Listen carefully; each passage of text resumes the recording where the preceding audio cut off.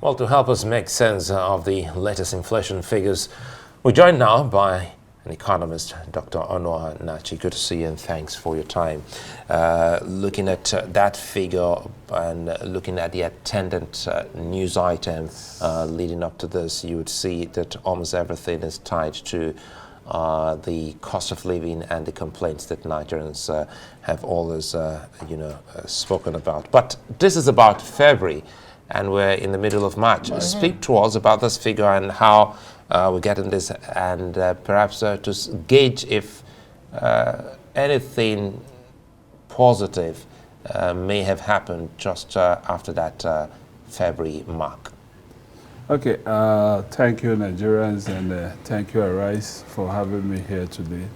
The inflation rate that we saw published by the Nigerian Bureau of Statistics, if you ask my candid opinion, I would still say it is kind of suppressed. It could be higher than that when the real data are put in place. Could be higher? Yes, very, very. Higher than that. And when we talk about food inflation, which is already at 37.9, getting to 38, that gives you a very high point. And why won't you have food inflation where you allow the bandits to take over the landmass of agriculture? 30% of our landmass as Nigeria reside in 4 states. And this 4 states is full control by the bandits. Take a typical state of Niger State, Taraba, Borno, and Adamawa. This constitutes 30% of our landmass. And this landmass is suffering from, so the people can't go into farm. I remember during the campaign of 2023, we were once in Niger State to see the chief executive, and he made one confession then, and he said, over 11 local government of the state is not under his control. So how do you expect this to have changed?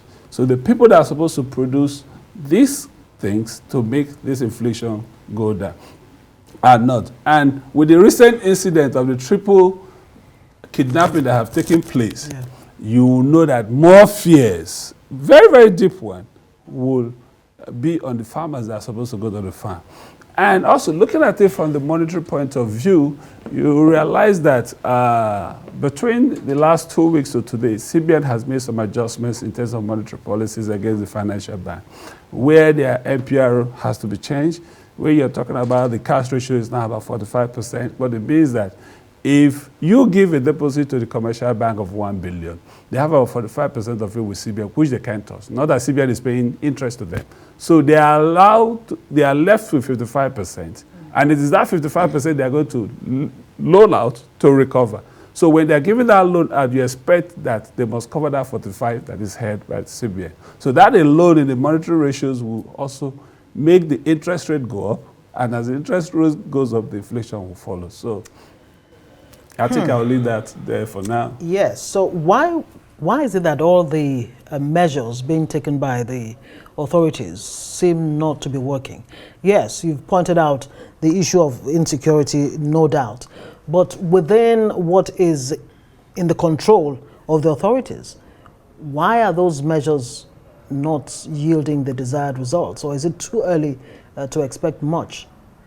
I would say they're not yielding the desired results, right. But when you don't do a holistic approach and you're approaching it on one side and think you're solving it, because all this has to be a holistic approach. I will tell this government for free, the quickest shot route they had, they've not stopped it.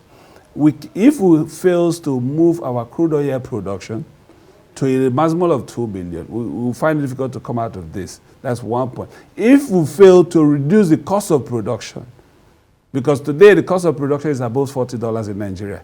Even in Iraq, that is on the war front, Iraq produces about $12 or $10 thereabout. And if you go to Saudi, it's between $10 to $18 per barrel. But in this country, we're not at war, we're not at anything. You are producing at $40-something. No, it cannot continue. So until they shove that part and then increase the production, then you have more forest inflow. What's responsible for this high cost of production? I mean, there other underlying factors that... you can attribute that to all elements of corruption within Right. the oil and gas sectors. The IOCs are not truthful. The operators from the Nigerian end are not truthful to themselves. We cannot be producing at a higher cost than any nation. So that is unacceptable one. But because let me tell you one thing. Today, if we happen to push our productions, I'm not talking about continent, let's talk about crude, and we happen to push that productions to 2 million from the 1.2 that it is now. today. Yeah. Now you have additional 800 barrels of crude that you're going to produce. Take your calculator and multiply that 800,000 barrels times $80 per barrel and times 30 days. I must tell you, it's about $2.2 billion. That's an inflow you're losing. Even if it is 50% after the share purchase agreement that they have with the IOCs, you know you're having an inflow of about $1 billion coming into the federal government reserve, and they could operate with that. So the way, the combined effect from the monetary policy and from the fiscal policy must work and meet. The fiscal policy is not doing enough yet. They are still on the rhetorics. They are still on the rhetorics. It does not take more than 3 months for production of grains to mature. Right. So if an approach has been taken and says, okay, we are getting into full scarcity and this has an inflationary effect, let's encourage mass production. There are known farmers that are doing thousands of hectares. Encourage them, multiply their capacity. Multiply their capacity. Or even the government can take the various river basins. We have 12 river basins existing. Take each of these 12 river basins, mandate all this river basin in terms of this production of this grain. If I take Upper Niger Basin, which is located in Minna, and I says, give me 5 grains of nothing less than 10,000 hectares of land. In 3 months, these grains will mature. It will flow into the market. And you do this across. Then you can shock, because the inflation is a case of demand and supply. Right now, the supply is less and the demand is high. And it sounds so simple, but the thing here is that we don't think in Nigeria is just Dr. Nnachi that we have. We have a lot of brilliant people. But the thing here is that how is it that when they get close to government, these ideas don't formulate or germinate into some form of positive impact for the people? Because we've seen some kind of move by the government in the area of agriculture. We've seen some kind of move in CBN, you know, and they've had this back and forth, which many experts like yourself have also faulted. How is it that till this moment, the government seems to be working as if we are in a normal situation, when ideally yes, we're not. Luckily for me, I have been privileged to be close to government, to be close to people in power, to even advise them. It's not that they don't get all this information. They do. But what they use it for is what becomes secondary. They take the final decisions. And sometimes primordial interest comes to play, and not the national interest. I'll give you a typical example. If I sit with President Tinubu today and I says, let's set up 10,000 hectares of farms in Taraba, in Adamawa, in Niger State, somebody from Osun will come and tell him, what are we doing in Osun? And you know they are not the same areas. Right. The territories are not the same. The soil type are not the same for this production. So he will be reminded he's from this place. Take all those sentiments and let's look at the nation issues now. And then we can solve it. There are primordial interests that is overclouding the president's views. And those closer to him that eat breakfast and eat dinner to him are his immediate aid. Because this one does not give them benefit in their pocket, personal. Right. They will always push those ones that are personal. And that's, you know, the president is a human being. He listens and he hears. Very quickly, speaking of the president, I mean, he says he will defend the national treasury. It's sacrosanct in his words. How best can he actually realize this? Defend the national treasury.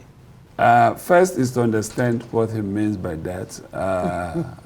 I've said it's... well, he talked about subsidy beneficiaries. And subsidy beneficiaries and dealing with them and all that. Yeah.